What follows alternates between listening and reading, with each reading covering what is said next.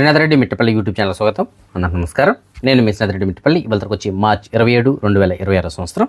ఇవాళ ముఖ్యాంశాలకు వచ్చినట్లయితే ప్రస్తుతానికి ఇజ్రాయెల్ మరియు ఇరాన్ ఈ రెండు దేశాల మధ్య జరుగుతున్నటువంటి యుద్ధం ఏదైతుందో దీని కారణంగా ప్రస్తుతానికి మిడిల్ ఈస్ట్లో ఉద్రిక్త పరిస్థితులు అయితే నెలకొన్నాయి. ఆ విషయం మనందరికీ తెలుసు కదా. సో దీనికి సంబంధించిన అప్డేట్స్ చూద్దాం.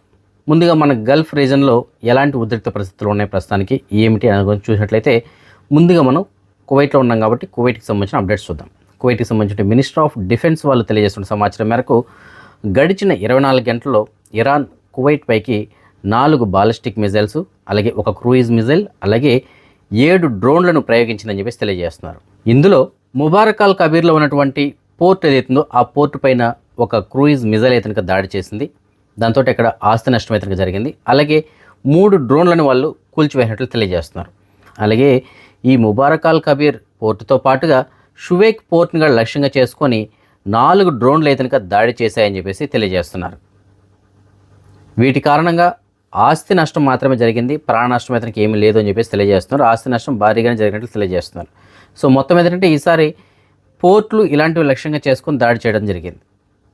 సో మొన్నటి వరకు ఆయిల్ క్షేత్రాలని లక్ష్యంగా చేసుకున్నారు, అలాగే అమెరికాకి సంబంధించిన స్థావరాలను లక్ష్యంగా చేసుకోవడం జరిగింది, అలాగే విద్యుత్తు, నీరు ఇలాంటివి లక్ష్యంగా చేస్తున్నారు. ఇప్పుడు పోర్ట్ను కూడా లక్ష్యంగా చేసుకొని దాడులు అయితే నిర్వహించారు. సో ఇది ఒక కువైట్తోనే ఆగిందంటే లేదు, మిగతా దేశాల్లో కూడా ఇదే పరిస్థితి, అక్కడ కూడా ఇదే విధంగా దాడులు అయితే నిర్వహించడం జరిగింది. అలాగే మనకి కువైట్కి సంబంధించినటువంటి మినిస్టర్ ఆఫ్ ఇంటీరియర్ వాళ్ళు తెలియజేస్తున్న సమాచారం మేరకు ఇప్పుడు మనం ఏదైతే చెప్పుకున్నామో ఈ దాడులతో పాటుగా గడిచిన 24 గంటల్లో ఈ శకలాలకు సంబంధించినటువంటి 14 నివేదికలు అయితే వచ్చాయని చెప్పేసి తెలియజేస్తున్నారు. దీంతో మొత్తం మీద ఇప్పటి వరకు 579 నివేదికలు అయితే వీళ్ళు అందుకున్నట్లు, వాటిని క్లియర్ చేసినట్లు తెలియజేస్తున్నారు. అలాగే గడిచిన 24 గంటల్లో 4 సార్లు ఎమర్జెన్సీ సైరన్లు అయితే మోగించినట్లు తెలియజేస్తున్నారు. దీంతో ఇప్పటి వరకు మొత్తం 146 సార్లు ఈ ఎమర్జెన్సీ సైరన్లు అయితే మోగించినట్లు తెలియజేస్తున్నారు. అలాగే ప్రస్తుతానికి మనకి తెలిసిన విషయమే, నిన్నటి నుంచి కూడా కువైట్లో మన మొబైల్స్కి ఎమర్జెన్సీ అలర్ట్స్ అయితే వస్తూ ఉన్నాయి. సో ఆ అలర్ట్స్ వచ్చిన తర్వాత ఎవరు కానీ కంగారు పడకండి. సో అది మన కోసమే, మన జాగ్రత్త కోసం వాళ్ళు పంపించడం జరుగుతుంది. సో ఆ అలర్ట్ వచ్చినప్పుడు ఎవరు కానీ ఓపెన్ ప్లేసెస్లో ఉండకండి, అలాగే విండోస్ అంటే కిటికీల దగ్గర ఉండకండి, కిటికీలకు దూరంగా కొద్దిగా ఉండండి. ఎందుకంటే ఒకవేళ వాళ్ళు ముందుగా మనకు అలర్ట్స్ ఇస్తున్నారు కాబట్టి దాని తర్వాత ఒకవేళ ఎక్కడైనా దాడులు జరిగినా ఆ శబ్దాలకి ఈ కిటికీ అద్దాలు పగిలిపోవడానికి అవకాశాలు ఉంటాయి. సో అప్పుడు మనకి ప్రమాదం జరగడానికి అవకాశం ఉంటుంది. కాబట్టి కిటికీల దగ్గర మాత్రం ఉండకండి, సేఫ్ అయిన ప్లేసెస్లో ఉండండి అని చెప్పేసి వాళ్ళు అలర్ట్స్ అయితే పంపించడం జరుగుతుంది. సో నిన్నటి వరకు మనకి ఆండ్రాయిడ్ ఫోన్స్ అలాగే హువావే ఈ ఫోన్లు అయితే అందుబాటులో వచ్చింది ఈ సర్వీసు. ఇవాళ నుంచి ఇది యాపిల్ ఫోన్లో కూడా అందుబాటులోకి అయితే వచ్చింది. సో ఐఫోన్లో కూడా ప్రస్తుతానికి ఈ అలర్ట్స్ అయితే వస్తున్నాయి. సో మొత్తం మీద కువైట్లోని అన్ని నెట్వర్క్లోనూ ఈ అన్ని ఫోన్లోనూ ఈ సర్వీస్ అయితే అందుబాటులోకి వచ్చింది. సో ఎప్పుడైనా సరే ఎమర్జెన్సీ ఉంటే మీ ఫోన్కి అలర్ట్ వస్తుంది. అలర్ట్ వచ్చినప్పుడు కొద్దిగా జాగ్రత్త పడండి. మొన్న కువైట్ ఇంటర్నేషనల్ ఎయిర్పోర్ట్లోని ఆయిల్ ట్యాంకర్లపైన డ్రోన్లు దాడి చేసిన తర్వాత అక్కడ మంటలు చెలరేగాయని చేసి మనం చెప్పుకున్నాం కదా. ఆ మంటల్ని ఎట్టకేళ్ళకి అదుపులోకి అయితే తీసుకొచ్చారు. ఈ మంటల్ని అదుపులో తీసుకొచ్చిన తర్వాత కువైట్కి సంబంధించినటువంటి ప్రైమ్ మినిస్టర్ అయినటువంటి అహ్మద్ అబ్దుల్లా అల్ సబా గారు ఎవరైతే ఉన్నారో ఆయన ఇవాళ అక్కడికి వెళ్ళి సందర్శించడం జరిగింది. సో ఆ ప్రమాదానికి గల ఎలా జరిగింది, ఎలా అదుపులో తీసుకొచ్చి వీటన్నిటి గురించి అక్కడ ఆయన ఆరా తీయడం జరిగింది. అలాగే ఈ మంటలను అదుపులో తీసుకోవడానికి కృషి చేసిన వాళ్ళని కూడా అభినందించడం జరిగింది. సో ఇక్కడ ఆయన ఫైనల్గా తెలియజేసింది ఏంటంటే ఇక్కడ ఆస్తి నష్టం మాత్రమే జరిగింది, గాయాలు కానీ ప్రాణ నష్టం కానీ జరగలేదని చెప్పేసి ఆయన తెలియజేశారు. సో ఏదైనప్పటికీ 2 రోజుల సమయం అయితే పట్టింది ఆ మంటలను అదుపులో తీసుకోవడానికి. సో ఆయిల్ ట్యాంకర్స్ అన్నీ కూడా అక్కడ ఏదైతే ఎయిర్పోర్ట్లో దాడి జరిగినప్పుడు ఆయిల్ ట్యాంకర్స్ పోయావో అవి చాలా పెద్ద ఆయిల్ ట్యాంకర్స్ అవి. సో దాంతో ఈ మంటలను అదుపులో తీసుకోవడానికి ఇంత సమయం అయితే పట్టింది. ఇక ఈ దాడులు కువైట్ తోటే ఆగలేదు, మిగతా దేశాలపైన కూడా కొనసాగుతున్నాయి. యూఏఈ అనే దుబాయ్ విషయానికి వచ్చినట్లయితే మనం గడిచిన 24 గంటల్లో ఇరాన్ దుబాయ్ పైన 6 బాలిస్టిక్ మిజైల్స్ అలాగే 9 డ్రోన్లతోటి దాడికి తెగబడింది. సో వాటన్నింటిని కూడా వాళ్ళు ఎదుర్కొన్నట్లు తెలియజేస్తున్నారు. అలాగే బహ్రెయిన్ పైన కూడా దాడులు అయితే కొనసాగుతున్నాయి.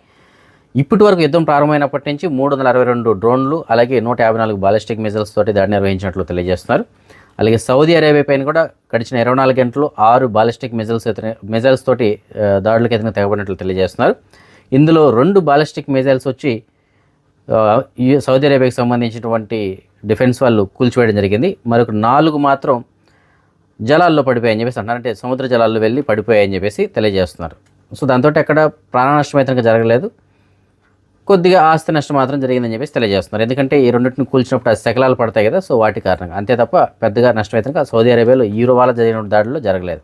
కానీ మొత్తం మీద ఇవాళ జరిగినటువంటి దాడిలో నష్టపోయింది మాత్రం ఎక్కువ కువైట్ అని చెప్పేసి మనం చెప్పుకోలేదు. ఎందుకంటే 2 పోర్టులను లక్ష్యంగా చేసుకుని దాడులు అయితే నిర్వహించింది. అలాగే మనకి ఈ ఇజ్రాయెల్ మరియు ఇరాన్ ఈ 2 దేశాల మధ్య జరుగుతున్న దాడిలో ఇజ్రాయెల్ ఇరాన్లో ఉన్నటువంటి కొన్ని ముఖ్యమైన స్థావరాలను లక్ష్యంగా చేసుకుని దాడులు నిర్వహిస్తుంది.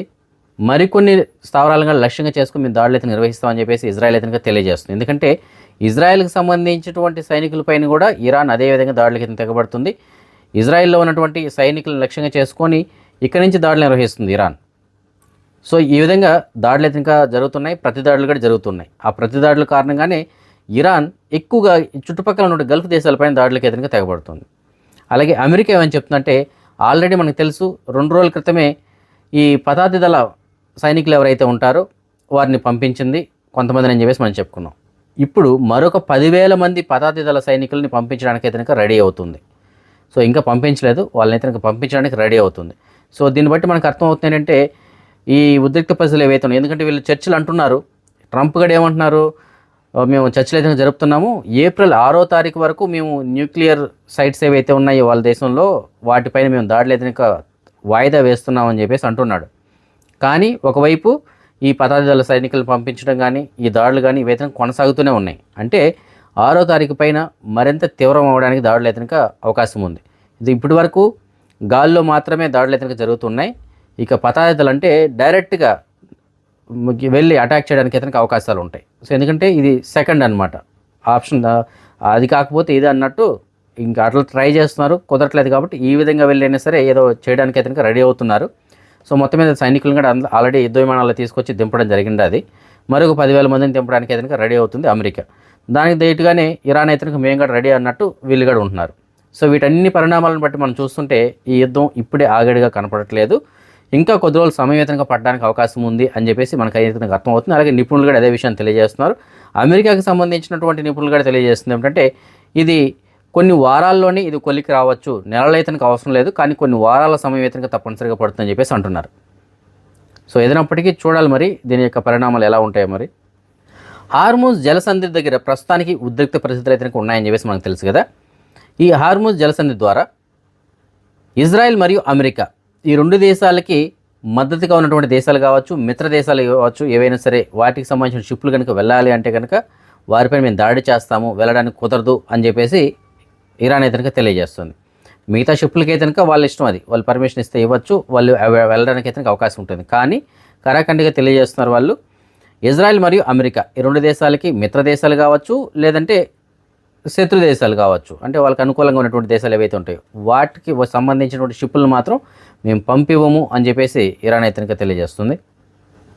ఇజ్రాయెల్ మరియు ఇరాన్ మధ్య జరుగుతున్నటువంటి దాడులు ఏవైతే ఉన్నాయో ఈ దాడుల కారణంగా ఇరాన్లో ఎక్కువ మంది ఇప్పటికి ప్రాణాలు అయితే కోల్పోయారు, అలాగే చాలామంది గాయాలు పాలయ్యారు అని చెప్పేసి మనం ప్రతిరోజు వీడియోలు అయితే చెప్పుకుంటున్నాం. అయితే అమెరికాకి సంబంధించిన సైనికులు ఎంతమంది ప్రాణాలు కోల్పోయారు, ఎంతమంది గాయాలు పాలయ్యారు అని మనం కానీ చూసుకున్నట్లయితే, ఎందుకంటే అమెరికాకి సంబంధించినటువంటి సైనికులు డైరెక్ట్గా యుద్ధంలో పాల్గొంటున్నటువంటిది తక్కువే. ఎందుకంటే ఇజ్రాయెల్కి సంబంధించినటువంటి సైనికులు ప్రాణాలు కోల్పోతున్నారు, ఇరాన్కి సంబంధించిన వాళ్ళు కోల్పోతున్నారు, చుట్టుపక్కల ఉన్నటువంటి వాళ్ళు ఇబ్బంది పడుతున్నారు.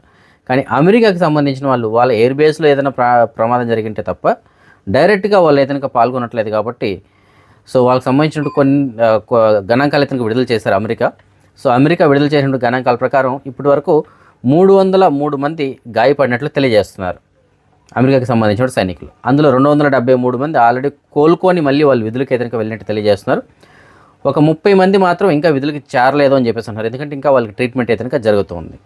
అలాగే 30 మందిలో 10 మందికి తీవ్రమైనటువంటి గాయాలు అయితే అయినట్లు తెలియజేస్తున్నారు. ఒక 13 మంది మాత్రం ప్రాణాలు కోల్పోయారని చెప్పేసి తెలియజేస్తున్నారు. సో యుద్ధం ప్రారంభమైనప్పటి నుంచి ఇప్పటి వరకు అమెరికాకి సంబంధించిన సైనికులు ప్రాణాలు కోల్పోయింది కేవలం 13 మందే. అంటే అమెరికా విడుదల చేసినటువంటి గణాంకాలు ఇవి. కానీ ఇరాన్లో మనం చూసుకున్నట్లయితే దగ్గర దగ్గర 19,000 మంది వరకు ప్రాణాలు అయితే కోల్పోయినారు ఇప్పటి వరకు. వేలల్లోనే 28,000 మొన్నటి వీడియోలో మనం చెప్పుకున్నప్పటికీ 28,000 మందికి పైగానే గాయపడినారు. సో చూడండి, మెయిన్ కారకులైనటువంటి వాళ్ళ తరపునేమో చనిపోయిన వారి సంఖ్య తక్కువగా ఉంది, ఇటువైపునేమో ఎక్కువగా ఉంది. అలాగే ఇజ్రాయెల్లో కూడా చాలా ఎక్కువ మంది ప్రాణాలు కోల్పోయినారు. మరి అమెరికా విడుదల చేసినటువంటి గణాంకాలు ఇవి. మరి ఇందులో కరెక్ట్ ఉందా అబద్ధం ఉందా అనేది మనం చెప్పలేం. కానీ వాళ్ళు విడుదల చేసినటువంటి గణాంకాల ప్రకారం కేవలం 13 మంది మాత్రమే అమెరికాకి సంబంధించినటువంటి సైనికులు ప్రాణాలు కోల్పోయారని చెప్పేసి తెలియజేస్తున్నారు. ఇరాన్లోని అణు కర్మాగారాలు ఏవైతే ఉన్నాయో వాటిపైన దాడి జరిగితే ఎలాంటి జాగ్రత్తలు తీసుకోవాలి అని చెప్పేసి మనం కువైట్కి సంబంధించిన గవర్నమెంట్ ఒక వీడియోని విడుదల చేసింది. అలాగే మనం కూడా వీడియోలో చెప్పుకోవడం జరిగింది. అయితే ఇవాళ ఇరాన్కి సంబంధించినటువంటి మీడియా మాత్రం అధికారికంగా తెలియజేసింది ఇరాన్లోని అణు కర్మాగారాలపైన దాడి అయితే జరిగింది అని చెప్పేసి. అయితే ఆ దాడి కారణంగా ఈ రేడియో యాక్టివిటీ అనేటువంటిది ఏమీ జరగలేదు అని చెప్పేసి అంటారు. అంటే అణుధార్మికత అనేటువంటిది ఏమీ లేదు అక్కడ. ఈ అణు కేంద్రాల్లో వాటికి ప్రభావం అంటే వాటిపైన ప్రభావం అయితే ఏమీ చూపించలేదు అని చెప్పేసి అంటున్నారు. దాడి జరిగిన మాట వాస్తవమే, కాకపోతే ఆ దాడి కారణంగా వీటికి ఏం నష్టం జరగలేదు. అంటే బయట నష్టం జరిగిండొచ్చు కానీ, ఎందుకంటే ఈ అణు కేంద్రాలు ఏవైతే ఉంటాయో, అణు కర్మాగారాలు ఏవైతే ఉంటాయో ఆ ఊరికి నేలపైన ఉండవు. అవి ఎక్కడో కింద అండర్ గ్రౌండ్లో చాలా పటిష్టంగా వాటిని తయారు చేస్తుంటారు. వాటిని భద్రపరచడం కానీ తయారు చేయడం కానీ ఏవైనా సరే చాలా పటిష్టంగా కింద ఉంటుంది. సో అంత లోపల ప్రభావం అయితే ఏం చూపించలేదు. సో దానివల్ల రేడియో ధార్మికతకి ఏమీ లేదు. సో భయపడాల్సిన అవసరం లేదని చెప్పేసి అంటున్నారు. సో దాడి మాత్రం జరిగిన మాట వాస్తవమే. సో ఇక్కడ ఇలాంటి దాడే మరొకటి జరిగినా, లేదంటే ఇంకొద్దిగా తీవ్రతరంగా చేసినా సరే ఆ దాడుల్ని కంపల్సరీగా అక్కడ ఈ అణు కేంద్రాలు ఏదైనా విస్ఫోటనం చెందడానికి అవకాశం ఉంటుంది. ఆ సమయంలో భారీగా నష్టాన్ని ఏదైనా చవి చూడాల్సి ఉంటుంది. ఒక ఇరానే కాదు, చుట్టుపక్కల ఉన్న దేశాలు కూడా నష్టపోవడానికి అవకాశాలు ఉంటాయి. సో అందుకోసం అని చెప్పేసి ముందు జాగ్రత్త చర్యల్లో భాగంగా కువైట్ గవర్నమెంట్ కూడా 2 రోజులకు ముందే వీడియో విడుదల చేసింది. సో ఒకవేళ జరిగితే, ఒకవేళ మాత్రమే అంటుంది వాళ్ళు, క్లియర్ జరిగిందని కాదు, ఒకవేళ అలాంటిది జరిగితే ఎలాంటి జాగ్రత్తలు తీసుకోవాలని చెప్పేసి వాళ్ళు వీడియో విడుదల చేశారు. మనం కూడా నేను వీడియోలు చెప్పుకోవడం జరిగింది. కాబట్టి చాలామంది ఇప్పటికీ సోషల్ మీడియాలో కూడా ఇదే చెప్పుకుంటున్నారు, జరిగిపోయిందంట, వచ్చేసిందంట, ఆల్రెడీ అన్ని కేంద్రాలు పేలిపోయాయంట అని చెప్పేసి. ఇంతవరకు జరగలేదు, ఆ విధంగా ఇంతవరకు పేలలేదు. ఎవరికైనా టెన్షన్ పడకండి. ఒకవేళ జరిగితే అని మాత్రమే వార్తలు వస్తున్నాయి. దీన్ని అందరూ కూడా గమనించగలరు. ఒకవేళ జరిగితే అప్పుడు తీసుకోవాల్సిన జాగ్రత్తలు, ఒకటి, కంపల్సరీగా మనం ఇండ్లలోనే ఉండాలి, బయట రావడానికి లేదు. ఇండ్లల్లో కూడా అన్నీ మనం సీల్ చేసుకోవాలి. కిటికీలు కానీ డోర్లు కానీ అన్నీ సీల్ చేసుకోవాల్సి ఉంటుంది. ట్యాప్ వాటర్ మనం తాగకూడదు, దాంతో స్నానం చేయకూడదు, అలాగే దాంతో ఏది కానీ వండుకోకూడదు. బాటిల్ వాటర్ మాత్రమే తాగాల్సి ఉంటుంది. అలాగే 48 గంటలకు సరిపడే ఆహార పదార్థాలు మన ఇంట్లో నిల్వ చేసుకొని ఆ ఆహార పదార్థాలు మాత్రమే మనం తినాల్సి ఉంటుంది. సో ఈ విధంగా కొన్ని జాగ్రత్తలు అయితే చెప్పినారు. అలాగే ఇంట్లో మనం ఏసీ వేయకూడదు, ఫ్యాన్ వేయకూడదు, ఇలాంటివన్నీ కూడా ఉన్నాయి. సో అవన్నీ కూడా అది జరిగితే అన్నప్పుడు మాత్రమే. సో ఇది మనకి 2-3 రోజులుగా దీని గురించి చెప్పుకుంటున్నాం. ఎందుకంటే ఒకవేళ ఏదైనా అలాంటి పరిస్థితి వస్తే మనం కూడా జాగ్రత్త పడడానికి. అలాగే బయట నుండి వచ్చే వాళ్ళు ఒకవేళ బయట ఉన్నారు, సడన్గా ఇంక ఇంట్లోకి వెళ్ళాలి, అదే బట్టలతో ఇంటికి వెళ్ళకూడదు. సో బయట స్నానం చేసి ఆ బట్టలు బయట తీసేసి అప్పుడు వాళ్ళు ఇంట్లోకి వెళ్ళాల్సి ఉంటుంది. ఎందుకంటే దాని యొక్క ప్రభావం ఆ బట్టల పైన కూడా ఉంటుంది కాబట్టి. సో ఇలాగ చాలా జాగ్రత్తలు అయితే ఉన్నాయి. చూద్దాం, అలాంటిది ఏదన్నా జరిగితే అప్పుడు ఇంకా దీనికి సంబంధించిన ఫుల్ అప్డేట్స్ మనకు రావడానికి అవకాశం ఉంటుంది. ఎలాంటి జాగ్రత్తలు తీసుకోవాలి, ఇంకా కొన్ని సేఫ్టీ ప్రికాషన్స్ అయితే వాళ్ళు చెప్తారు. సో ఇప్పటికైతే అలాంటి ప్రమాదం జరగలేదు. ఎవరో టెన్షన్ పడకండి. జరిగినప్పుడు అలాంటి జరిగే అవకాశాలు ఉంటే కనుక తప్పనిసరిగా తెలియజేస్తారు. గవర్నమెంట్ కూడా తెలియజేస్తుంది. ఎందుకంటే అక్కడి నుంచి ఇక్కడికి రావడానికి అది కొంత సమయం అయితే పడుతుంది కదా, ఆ గాలులు అక్కడి నుంచి ఇక్కడికి రావడానికి. ఆ లోపు అందరూ కూడా అలర్ట్ అవుతారు. కాబట్టి ఎవరికైనా టెన్షన్ పడాల్సిన అవసరం లేదు. సో మొత్తం మీద ఏంటంటే దాడులు అయితే కొనసాగుతున్నాయి. ఈ దాడులు ఎప్పుడు ఫైనలైజ్ అవుతాయో ఎవరికీ తెలియట్లేదు. ఇదిగో అదిగో అంటూనే ఉన్నారు తప్ప రోజు రోజుకి ఇంకా తీవ్రతరం అవుతున్నాయి తప్ప తగ్గింది అయితే లేదు. మనకి కువైట్లో కూడా పెద్దగా ప్రభావం లేదేమో అని అనుకుంటూ ఉన్నాం. మొన్న 5 రోజులు గ్యాప్ వస్తుంది అనుకున్నాం. వెంటనే మరుసటి రోజే ఎయిర్పోర్ట్ పైన దాడి చేశారు. మళ్ళీ నిన్న దాడి జరిగింది. ఇవాళ పోర్టుల పైన దాడి జరిగింది. మరి రేపు ఎలా ఉంటుందో తెలియదు. కాబట్టి మనం అందరం కూడా, కాకపోతే అంటే ఇక్కడ మనం ఒకటి గమనించాల్సింది, జనావాసాల పైన అయితే డైరెక్ట్గా అటాక్స్ అయితే లేవు. మౌలిక సదుపాయాలకు సంబంధించినటువంటి ఏవైతే ఉన్నాయో వాటిపైన ఎక్కువగా దాడులు అయితే నిర్వహించడం జరుగుతుంది. అలాగే అమెరికాకి సంబంధించిన బేస్ క్యాంపులు ఏవైతే ఉన్నాయో వాటిపైన దాడులు అయితే నిర్వహించడం జరుగుతుంది. కాబట్టి మనందరం కూడా కొద్దిగా సేఫ్ అని చెప్పేసి చెప్పుకోవాలి. కాబట్టి ఎవరికైనా టెన్షన్ పడకండి, అధైర్యపడకండి. కాకపోతే గవర్నమెంట్ నిర్దేశించినటువంటి మార్గదర్శకాలు ఏవైతున్నాయో వాటికి అనుగుణంగా తగినటువంటి జాగ్రత్తలు తీసుకుని ఉంటే మాత్రమే సరిపోతుంది. అలాగే మనం చాలామంది ఇప్పుడున్నటువంటి ఉద్రిక్త పరిస్థితుల్లో ఎమర్జెన్సీలో ఇంటికి వెళ్ళాలని చెప్పేసి అనుకుంటూ ఉంటారు. అయితే ఈ ఇంటికి వెళ్ళడానికి ఎలా అంటే మనందరికీ తెలిసిందే, సౌదీ మీదుగా మనం ఇంటికి వెళ్ళడానికి అయితే అవకాశం ఉంది. అలాగే ఇంటి దగ్గర చాలామంది కువైట్కి రావడానికి వెయిట్ చేస్తూ ఎలా రావాలో తెలియకున్నారు కదా. సో వాళ్ళకి సేమ్ ఇదే పరిస్థితి.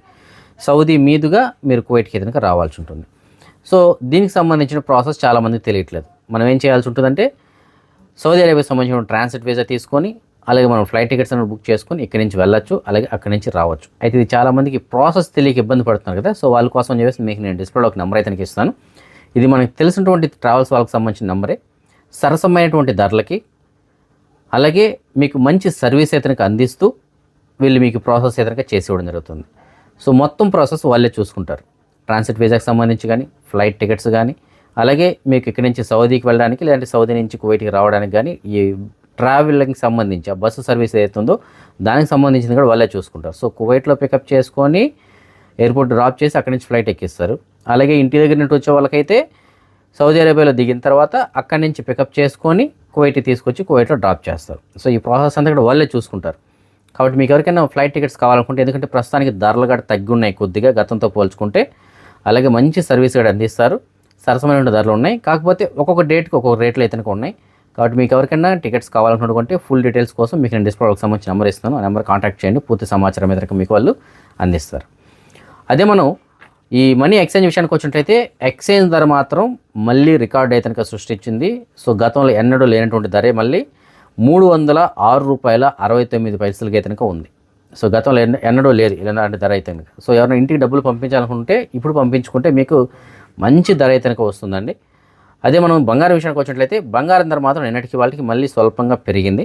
మాలియాలో ఉన్న సూకల్వతిలో ఉన్నటువంటి షాప్ నెంబర్ 121లో ఉన్న ఎఫ్కే జ్యువెలర్స్ వాళ్ళు మనకు అందిన సమాచారం మేరకు 22 క్యారెట్ల బంగారం నిన్నటికి వాళ్ళకి ఒక గ్రామ్ పైన సుమారుగా 1 దినారు 100 పిల్స్ పెరగడంతో ప్రస్తుతానికి 41 దినార్ల 366 పిల్స్కి చేరుకుంది. అదే 24 క్యారెట్ల బంగారం బిస్కెట్ రూపంలో బంగారం ప్రస్తుతానికి ఒక గ్రామ్ ధర 45 దినార్ల 110 పిల్స్గా ఉంది. సో బంగారం ధర కూడా నిన్నటికి వాళ్ళకి పెరిగింది. సో కొద్దిగా హెచ్చుతగ్గులు అయితే వస్తుంది, కానీ ఎక్స్చేంజ్ ధర మాత్రం మంచి ధరలే కొనసాగుతున్నాయి. సో ఎక్స్చేంజ్ ధర అనేటువంటిది ఈ విధంగా ఉండడం వల్ల మన రూపీస్ వాల్యూ అనేటువంటిది తగ్గిందని చెప్పేసి మనం చెప్పుకోవాలి. కానీ అలా ఉండకూడదు, మన దేశానికి మంచిది కాదు అది. కానీ ఇక్కడ నుంచి డబ్బులు పంపించాలనుకున్న వాళ్ళకి మంచిదే ఇది, ఎందుకంటే త్వరగా అప్పులు తీరడానికి అవకాశం ఉంటుంది. కాబట్టి ఎవరిని ఇంటికి డబ్బులు పంపించాలనుకుంటే ఇప్పుడున్నటువంటి పరిస్థితుల్లో మీ దగ్గర డబ్బులు ఉంటే కనుక వెంటనే పంపించేసుకోండి.